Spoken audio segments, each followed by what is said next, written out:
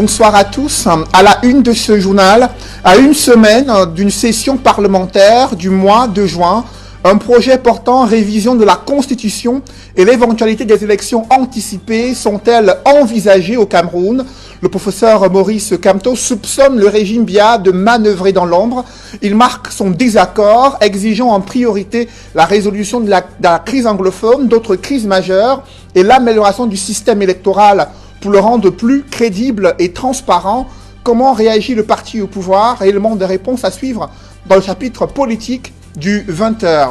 La hausse des prix du transport générée à la suite du mauvais état du réseau routier à Minkan, localité située dans le premier arrondissement d'Ebolova. Vous verrez ce soir dans un grand reportage comment le difficile accès aux services sociaux de base aggrave la souffrance des Camerounais résidant dans le sud profond, des Camerounais qui lancent un appel au secours auprès des pouvoirs publics. Leur quotidien, leur calvaire, leur réalité, c'est à suivre au cœur de ce journal.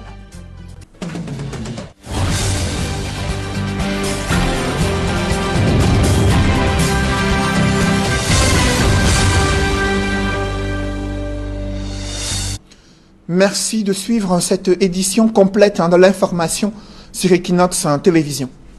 Une question qui taraude l'esprit des journalistes et des organisations internationales. Leur confrère, le journaliste Samuel Ouazizi, est-il encore vivant? Arrêté sur le théâtre de la crise anglophone et transféré dans un lieu tenu au secret il y a près de 10 mois, personne n'a vu ce présentateur TV d'une télévision régionale située dans la région du sud-ouest. Ses avocats multiplient les batailles judiciaires pour faire la lumière sur sa disparition et comprendre les raisons de cette interminable détention au secret. Depuis lors, rien n'a filtré sur le sort réservé à ce journaliste. On fait le point sur sa situation judiciaire avec Jean-Paul Chouniat.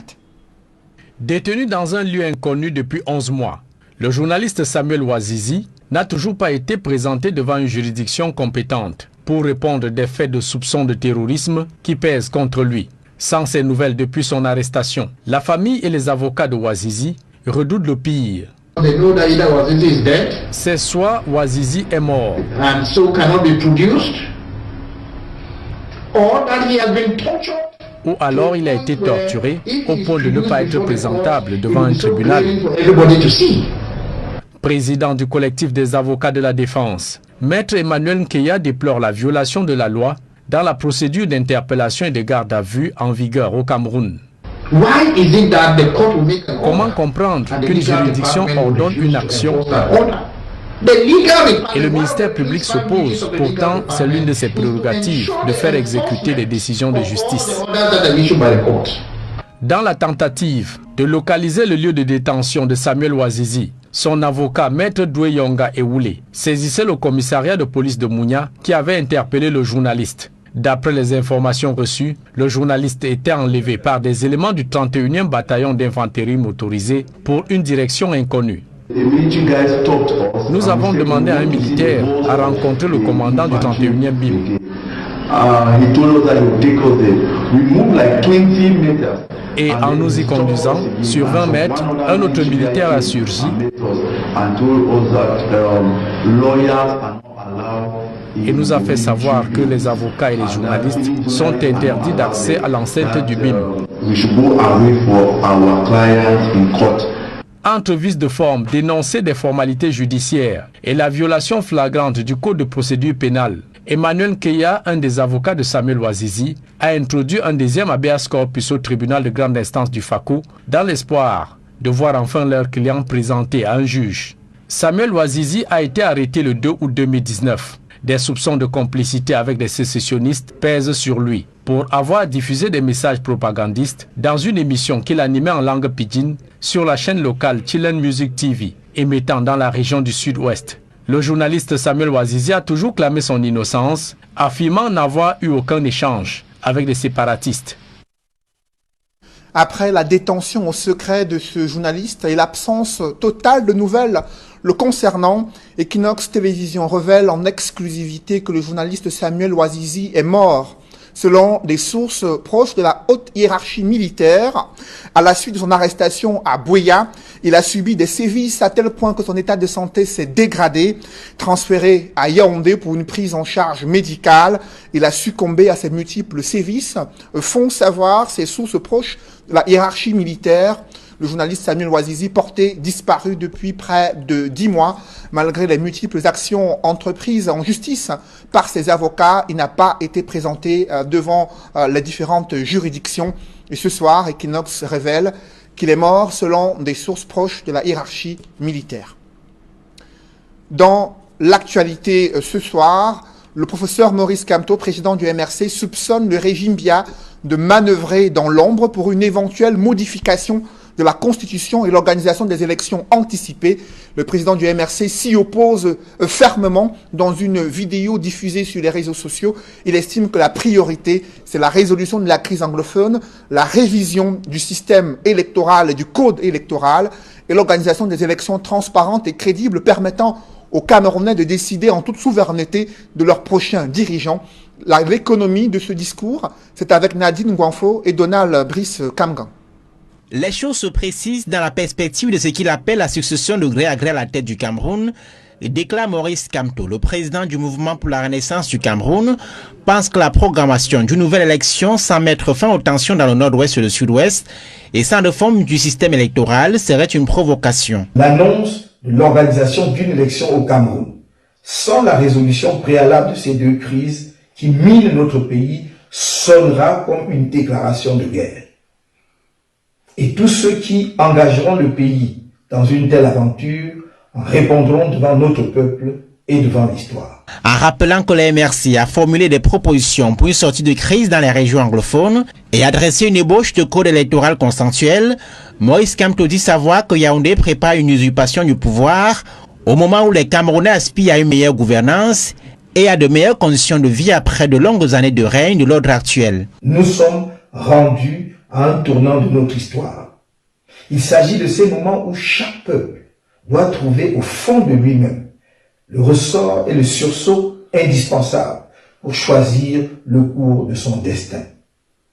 Par notre vigilance collective et notre sens du devoir patriotique, nous devons épargner à notre pays un nouveau désastre de presque un demi-siècle qu'on lui prépare à travers l'usurpation du pouvoir. Après avoir rappelé la répression qu'ont subi les militants du MRC dans la contestation des résultats de la présidentielle de 2018, le leader de la formation politique se satisfait de la forte abstention lors des récentes élections locales, abstention qui à ses yeux traduit le rejet des deux scrutins par les Camerounais dans leur majorité. Maurice Kamto se dit prêt au plus haut sacrifice pour le refus d'une nouvelle élection dans les conditions actuelles. Nous sommes prêts.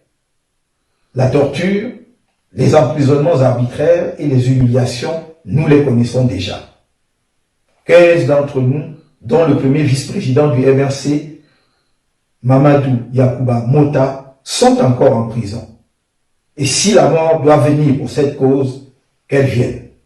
La sortie du président du MRC intervient à quelques jours de l'ouverture d'une session ordinaire au Parlement, session qui pourrait dessiner formellement les intentions du pouvoir, projette des analystes.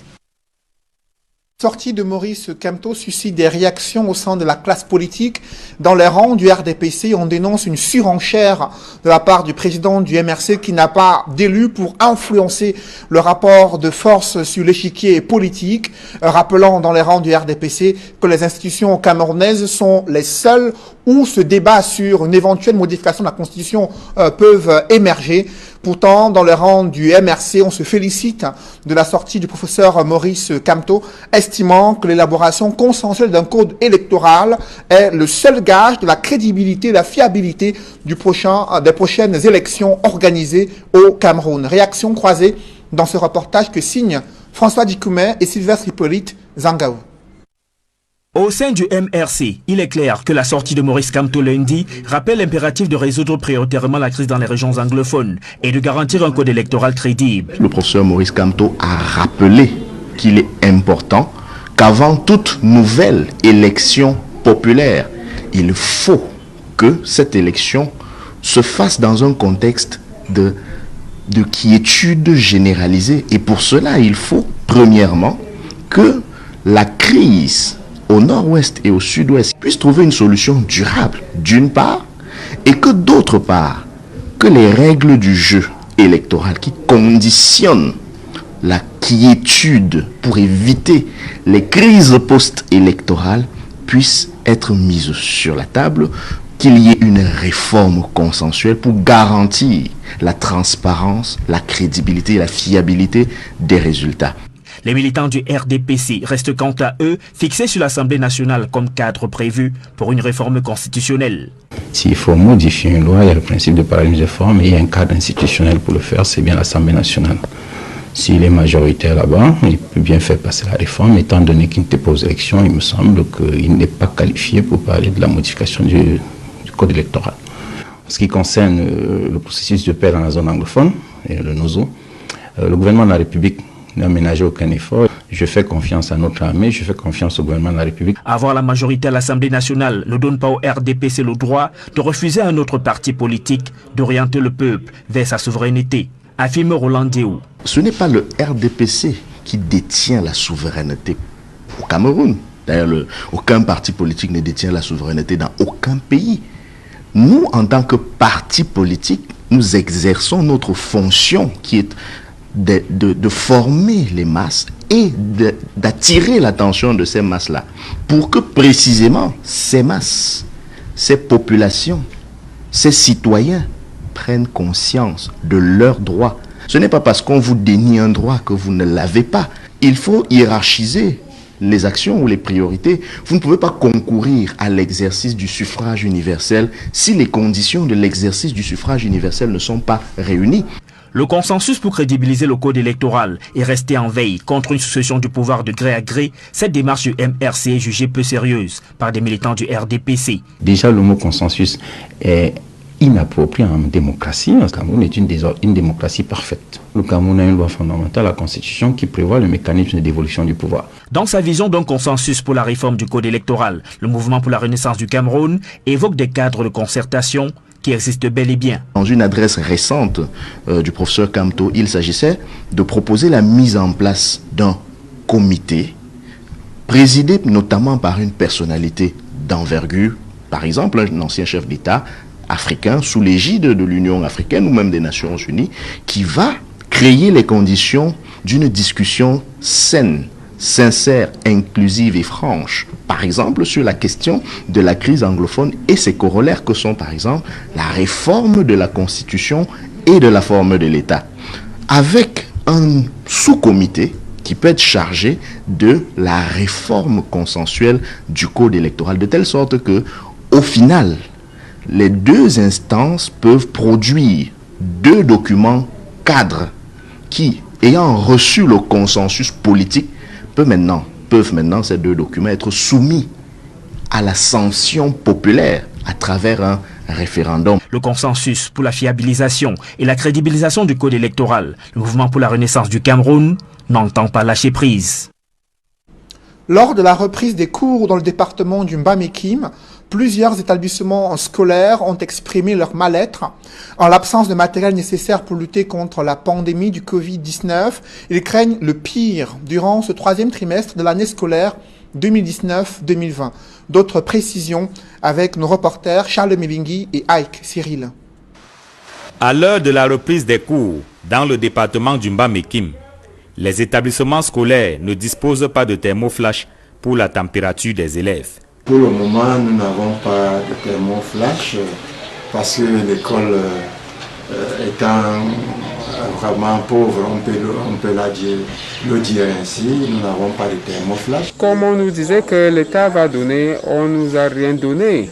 Et vraiment, on a seulement fait avec le cache-nez, on a seulement donné le conseil aux enfants, comment ils vont faire. Le port du cache-nez et la distanciation dans les salles de classe sont respectés. Mais la question de la disponibilité de l'eau pour le lavage des mains se pose avec acuité. J'ai seulement eu le seau avec le savon. Et le seau là même, c'est le seau qu'on utilisait l'année passée quand les enfants vont laver les mains. Nous avons quand même de l'eau, mais nous n'avons pas de forage. La pluie nous a fortement aidé. Il est question pour nous de javeliser l'eau là, de la rendre beaucoup plus potable pour permettre le lavage régulier des mains. Face à la gravité de la situation, les parents sont inquiets pour la santé de leurs enfants. Voilà, aujourd'hui, les élèves vont rentrer. Est-ce que chaque élève aura son cache-nez qu'en entrant à la salle de classe, qu'on lui remet son cache-nez, son le désinfectant? C'est la question que nous nous posons aussi. Ou alors ça va revenir, la cause va revenir sur les parents. Appelée à la rescousse, la mairie de Ntui a dû faire des pieds et des mains pour trouver le moyen de désinfecter les salles de classe, certaines taxes et impôts ayant été supprimés. Nous connaissons également la suspension des taxes et des impôts pour les communes qui mettent carrément les communes à genoux. Parce que nous tous nous connaissons que les communes survivent grâce à ces impôts et taxes que nous collectons auprès de l'ensemble de nos citoyens. Malgré ces insuffisances, les premières leçons dès la reprise des cours dans les établissements scolaires du Mba-Mekim ont porté sur la sensibilisation au respect des mesures barrières au coronavirus. Comment se déroule cette reprise des cours dans la ville de Douala? Après une visite de quelques établissements scolaires publics et privés, le gouverneur Samuel Dieudonné Iva Adibois a constaté quelques irrégularités et a interpellé les différents chefs d'établissement. Reportage Jean-Paul Chouniat. Le jour tant attendu est arrivé, le jour dit de la reprise des classes pour le compte du 3e trimestre qui a été perturbé par la pandémie du coronavirus. À Douala, jusque-là reconnu deuxième foyer de propagation de la maladie mortelle, dans un contexte de contamination à la hausse du nombre de personnes testées positives. Les élèves du primaire et du secondaire ont bel et bien répondu présent à l'appel du 1er juin 2020, comme ici, à l'école publique Petit Jos, avec une quarantaine d'enfants du cours moyen 2 attendus. Nous avons retrouvé nos élèves en forme ce matin. Ils étaient attendus une quarantaine, ils sont déjà plus d'une trentaine, donc plus de la majorité, plus de la moitié est là. Et on a pris des dispositions telles que vous connaissez, on a un seau pour se laver les mains, on a du savon, les enfants sont venus tous avec les masques comme vous venez de voir. Préalable des préalables, un rappel mémoire aux gamins sur quelques règles d'hygiène à respecter et le mode d'utilisation du cache-nez. First, we must protect ourselves in order to protect others. So as I can see, most of you that have come, you have brought your hand sanitizer, and everybody is having a face mask. This face mask you are seeing like this, you don't have to remove it from your face. Are we together? De l'école Petit Jos à Bonanjo, cap sur Stevin International, un établissement privé où nous tombons sur le gouverneur Samuel Dieudonné Iva Adibois. Premier contact avec les élèves de la section anglophone. Le boss de la région du littoral joue l'enseignant l'instant d'une visite pour s'assurer que gel désinfectant, lavage des mains et autres mesures barrières sont respectées à la lettre. Why are you wearing mask?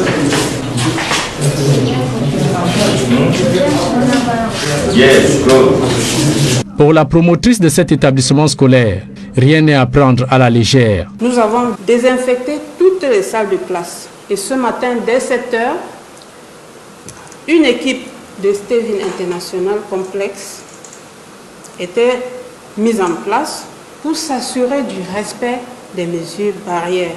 Satisfait de ce qu'il a vu et entendu, le gouverneur du littoral débarque au lycée technique de Douala-Koumassi. Les civilités d'usage ici renseignent à suffire sur sa visite en ces lieux. Au-delà du dispositif contraignant de lavage de mains suivi à la loupe depuis la guérite, Samuel Dieudonné Iva Adibois fonce vers quelques salles de classe pour un petit échange au pied levé avec les élèves sur les symptômes du coronavirus. Bien que présents en salle, tous ont bravé la panique Covid-19. Nous étions forcément obligés de venir à l'école, malgré la situation sanitaire. Ce qui nous préoccupe plus, c'est notre examen. Bon, j'avais peur parce que peut-être par rapport à la maladie, mais en arrivant, j'ai vu qu'on a pris de bonnes dispositions pour que nous soyons dans un bon cadre.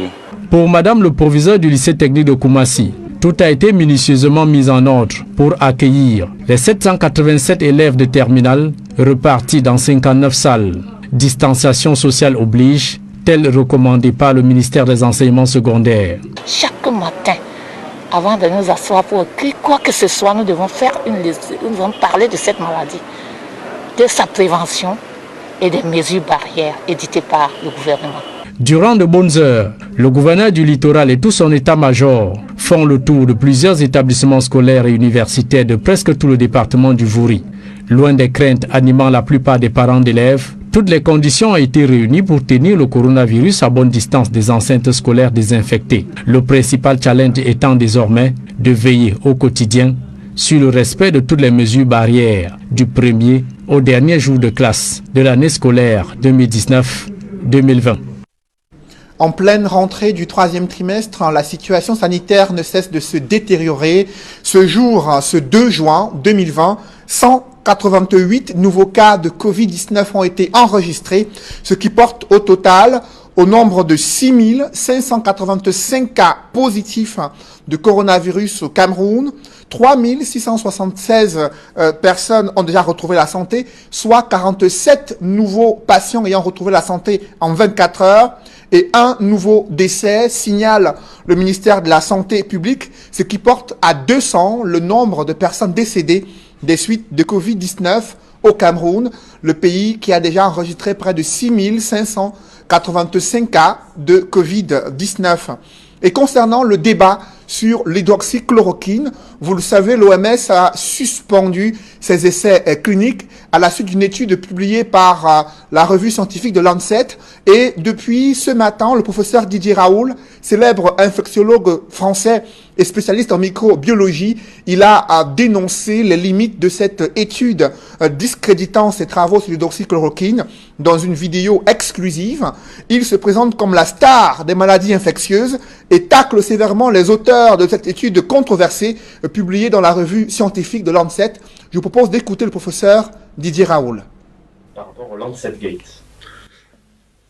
Ça dépasse bien le Lancet Gate. Lancet Gate, c'est un symptôme qui est tellement comique que finalement, on dirait les pieds nickelés font de la science. C'est pas raisonnable, quoi.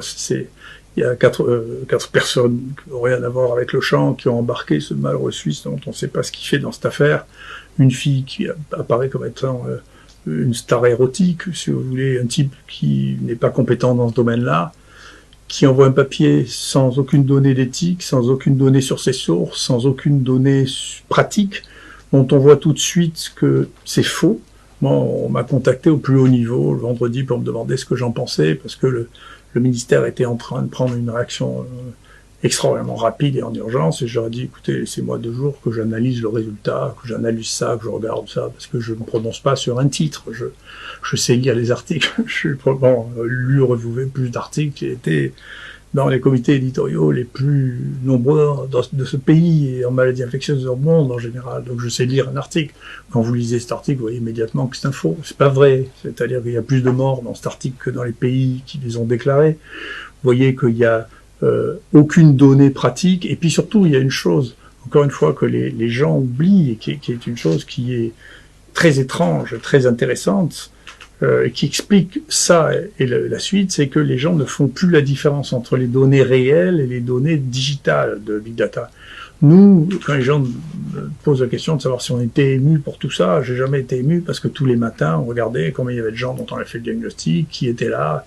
Il est passé, on vient d'envoyer pour publication une série de 3800 personnes, on les a tous vus, nous.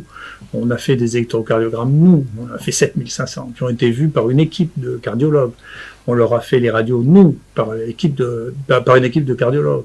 On a fait, nous, les radios par une équipe de radiologues. On a fait 2000 scanners, low-dose. Tout ça, c'est des vraies choses. C'est pas... Et donc, quand vous me dites, écoutez, voilà, dans tous les malades qui sont passés ici, vous savez, il devrait y avoir 10% de morts avec l'hydroxychloroquine, je ne sais pas de quoi on parle. Vous voyez, c'est qu'il y a une telle différence entre la réalité et un article qu'on est capable de faire avec un ordinateur sans avoir vu un seul malade, sur lequel la presse se jette, parce qu'ils savent pas lire ces articles scientifiques. Et on voit bien que l'infrastructure d'analyse des articles s'est dégradée, mais aussi bien dans le Lancet que dans le New England, qui a publié une autre étude aussi fantasque de la même équipe de pieds nickelés. Le British Medical Journal, qui fait enlever tous les tests significatifs en faveur de la chloroquine dans un article, et dans un autre article, fait par un méthodologiste célèbre, qui était aussi celui du Mediator, refuse d'analyser le fait que l'association hydroxychloroquine plus azithromycine est plus efficace que tous les autres traitements prévus. Donc il y a une espèce d'emballement dans lequel l'opinion devient plus importante que la réalité scientifique. les méthodes servent à démontrer qu'on a raison, quelle que soit la situation, et à la fin, on oublie tout ça, c'est qu'il y a des vrais docteurs qui voient les malades, qui les analysent. Ici, pour faire ce travail sur 3700 personnes, il y a eu entre 250 et 300 médecins, pharmaciens, internes, étudiants en médecine. Il y a eu 100 médecins bénévoles qui sont venus nous aider à téléphoner aux gens qui étaient positifs parce qu'on a fait 150 000 tests pour 54 000 personnes ici. On avait 100 étudiants qui étaient là pour rentrer tout dans les bases de données et pour me faire croire qu'il y a 5 personnes dans un office qui arrivent à faire 20 fois plus que ce que nous on a fait avec plus de 250 personnes, je ne crois pas parce que je ne crois plus au conte de fées depuis très longtemps. Donc c'est juste. Après cette déclaration du professeur Didier Raoul, épidémiologiste français et spécialiste en microbiologie, qui démontait l'étude de Lancet concernant les dangers que représente l'hydroxychloroquine comme traitement de cette pandémie du coronavirus. Je vous le disais en titre, lundi soir, nous vous avons présenté le parcours de combattants effectué pour se rendre à Minkan, dans le premier arrondissement d'Ebolova. Ce mauvais état du réseau routier engendre la hausse des prix du transport et impacte négativement sur l'écoulement des produits agricoles. En plus de cet enclavement, les populations, elles, sont exaspérées de vivre dans l'obscurité, sans électricité continue, sans eau courante. Le difficile accès aux autres services sociaux de base aggrave la souffrance des populations résidant à Minkan. La municipalité, quant à elle, reconnaît qu'elle a des difficultés financières à améliorer le quotidien des populations. Au cœur de la forêt équatoriale, le Cameroun profond qui exprime sa détresse, l'appel au secours de ces populations, c'est dans ce grand reportage que signent Marcelin Gansop et Emmanuel Diop. Au bout d'un parcours qui a duré 2 jours, c'est une fin de non-recevoir qui nous accueille à la chefferie de Minkan. Le maître des lieux et son épouse nourrissent une rage contre les médias, parmi lesquels Equinox, dont le seul péché est d'avoir relayé le récent incident entre le chef de Minkan et le préfet du département de l'Amvila. Est-ce que mon mari vous doit quelque chose à l'Equinox? Vous ne venez encore lui suivre jusqu'à vous l'expliquer. Il vous doit quoi? Mon mari vous doit quoi? Une attitude qui étonne les populations. C'est le temps qu'elles croient dur comme fer, une fois le vent de l'intimidation passé, que leur chef a simplement dit tout haut ce que beaucoup pensent tout bas, à savoir qu'en lieu et place de quelques seaux et morceaux de savon, Minkan a plus besoin de routes et autres infrastructures sociales de base. La route de Yangon, Minkan, vraiment je vous assure, c'est terrible. Depuis midi que j'ai commencé, jusqu'à maintenant, je n'arrive même pas à arriver. Vous-même regardez l'état de la route, c'est fort. Si c'est possible, l'État nous ait pitié de nous. Situé à plus de 115 km du chef-lieu de la région du Sud, le village Minkan est l'un des plus enclavés de l'arrondissement d'Ebolova 1er, avec un réseau routier dont le mauvais état se passe de tout commentaire. Vous-même, vous voyez l'état de la route. Monsieur le maire nous avait dit qu'il avait envoyé les engins pour venir nous travailler la route. Mais vous-même, vous voyez la qualité de travail qu'ils ont fait. Mais jusqu'à présent, c'est pour ça que nous autres, nous demandons que nous vivons dans quel Cameroun? Bon, même le cache-nez que vous avez là, nous on n'a pas ça ici au village. Les promesses en viennent parfois chaque année, mais sans jamais être concrétisées. Comme vous avez vu là, ils ont commencé, peut-être ça ne va pas finir, peut-être ça va s'arrêter. Tout est toujours bien ici, mais qui ne finit jamais. Vous avez l'impression que vous avez été oublié, cette partie-ci? D'après vous, vous avez vu comment? Nous sommes dans une zone peut-être enclavée, mais à l'oubliette. C'est en raison de cet enclavement que peu de conducteurs s'aventurent sur la route qui va de Carrefour Méoville à Minkan. Du coup, il faut délier les cordons de la bourse pour qui veut se déplacer d'un coin à l'autre. Pour se déplacer ici pour la ville, c'est 5 000 francs de moyen de transport. Par personne? Par personne. Les bagages sont à part. C'est pour ça que moi j'avais acheté une vieille moto comme ça. Pour que bon, si j'ai un cas qui me tracasse, je lui transporte avec ma moto. Je ne sais pas si c'est comme ça que nous allons vivre chaque jour, que ça sera éternellement. Pour porter les gens d'ici, comme je fonctionne d'ici, à Ebolova, sur une distance de 30 km. Quand il pleut, pour moi, c'est une calvaire. Donc je souffre trop. On donne 7 000 francs par jour de contrôle. Et on n'arrive même pas à faire 2 tours dans la journée. Parce que la route est mauvaise. Quand il pleut, je dors toujours dans des bosquets. Minkan et les localités environnantes disposent pourtant d'un fort potentiel agricole. Mais l'élan des populations est freiné par les difficultés qu'elles éprouvent au quotidien pour écouler le fruit de leur dur labeur. Là où la route passe, il y a développement. Tu ne peux pas avoir développement sans route. Tu peux bien te débrouiller à tout faire là. Tu as tes régimes de plantain, toi tu vas les consommer, tu vas les vendre où? Si peut-être vous ne passez pas comme vous êtes de passage là et achetez un régime de plantain, tu vas acheter. Tu sèmes, tu cultives, toi tu consommes. C'est comme le cache-nez. Tu le portes, tu respires et tu réavales ta respiration. C'est comme ça que nous vivons ici. La terre est fertile, bel et bien. On cultive plutôt le manioc, le plantain, le macabo, toute autre chose, les ignames comme ça là. Pour l'évacuation, c'est un peu difficile. Tu peux stocker ta marchandise là ici comme ça là, même le bâton, même le plantain comme ça. Si on ne le fait pas transporter sur ma moto aussi, d'ici un coup, ou bien aller au réseau, téléphoner une voiture comme ça là, c'est vraiment difficile.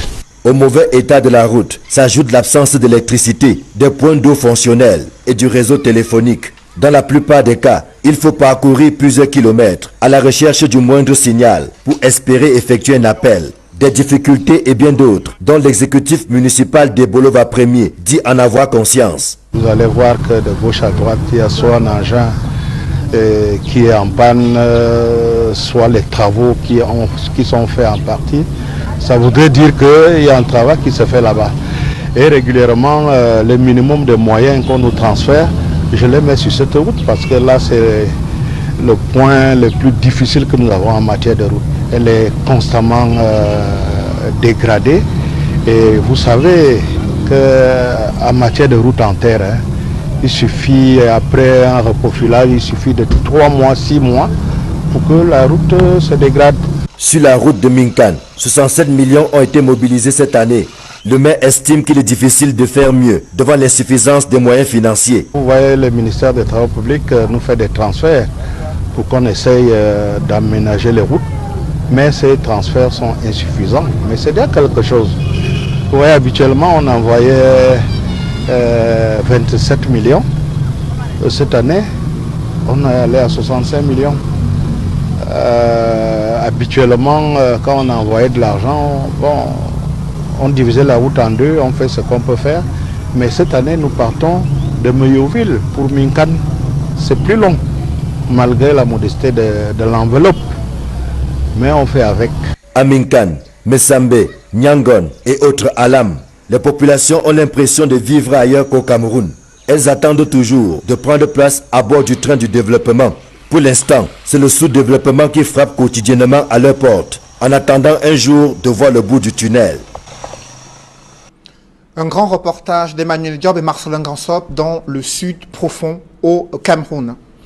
Chanas Assurance SA qui fait le point de l'exercice 2019. L'entreprise se porte bien. Elle a fait savoir à ses responsables et autres actionnaires et indique qu'elle a présenté des résultats positifs et meilleurs que l'exercice précédent. L'entreprise qui est engluée dans les batailles juridiques en vue de se démarquer des usurpateurs n'entend rien lâcher. Des actions ont été menées en vue de mettre fin à l'imposture. Reportage. Le compte d'exploitation de Chanas Assurance SA est positif au terme de l'exercice 2019. Le fleuron de l'industrie de l'assurance au Cameroun, malgré les flèches reçues ça et là, tient bon et est en bonne voie pour reconquérir sa place de leader du marché des assurances au Cameroun. Je peux vous dire que la société se porte bien. Les résultats de l'exercice 2019 sont positifs et meilleurs. Et d'ailleurs, pour la première fois, le compte d'exploitation depuis 2014 est positif. Et nous sommes fiers, nous sommes contents des résultats, mais vous savez, on doit continuer parce que nous pensons que le potentiel est là. L'objectif, c'est que nous reprenions la place qui était la nôtre. Chanas a été le leader du marché camerounais des assurances. Donc c'est ça notre objectif et nous y travaillons. Le staff administratif de Chanas Assurance SA, qui bénéficie de l'onction du ministère de tutelle, a pris tous les moyens juridiques nécessaires afin de mettre à nu des usurpateurs qui ont à plusieurs reprises intenté des actions en vue de prendre les rênes du conseil d'administration de la société d'assurance. Nous avons entrepris plusieurs actions. Les actions contre le faux, les actions frauduleuses. On va essayer d'élaguer, de balayer pour que définitivement on n'ait plus jamais on va assainir. Le 29 avril 2020, la Cour suprême a rendu un arrêt qui mettait définitivement un terme à l'imbroglio juridique créé par des personnes se réclamant propriétaires de Chanas Assurance SA. C'était nécessaire que le juge d'exécution du contentieux se prononce. Les conseils de la société sont à pied d'œuvre pour un traitement efficient et définitif de cette situation. Pour l'heure, l'entreprise se porte bien et a tenu le 6 mai dernier son conseil d'administration. Avec la certification des comptes au 31 décembre 2019, Chanas Assurance SA s'est également lancé dans un vaste programme de projets innovants pour garantir un service amélioré et irréprochable à son aimable clientèle. Mesdames, Messieurs, c'est la fin de ce journal. Merci de l'avoir suivi. Juste après cette édition de 20h, retrouvez Serge Alain Otto et ses invités pour le débrief du journal sur le plateau d'Equinox Soir. Serge Alain. Professeur Maurice Kamto, dans une autre sortie, soupçonne le gouvernement de manœuvrer pour l'organisation d'une présidentielle anticipée. Le président du MRC croit savoir que durant une session parlementaire à venir, il y aura un projet de loi portant modification de la Constitution et l'organisation des élections anticipées. Rien n'est officiel, mais pour lui, les priorités doivent être la résolution de la crise anglophone, la révision du code électoral, gage des élections transparentes, crédibles et un système électoral plus consensuel afin de mettre un terme aux multiples crises que traverse le Cameroun, rappelant la crise post-électorale vécue en 2019. Il s'est dit prêt à aller jusqu'au sacrifice suprême afin de pouvoir influencer et mettre la pression sur le pouvoir de Yaoundé pour obtenir ce consensus autour de ces problématiques majeures de la vie nationale au Cameroun. Voilà, madame, monsieur, c'est dans l'essentiel, l'Equinox Soir, deuxième partie. Bonne soirée à vous, Cédric. Bonne soirée à vous, Serge Alain. Rendez-vous demain. 20h. Madame, monsieur, dans un instant, la suite. Equinox Soir.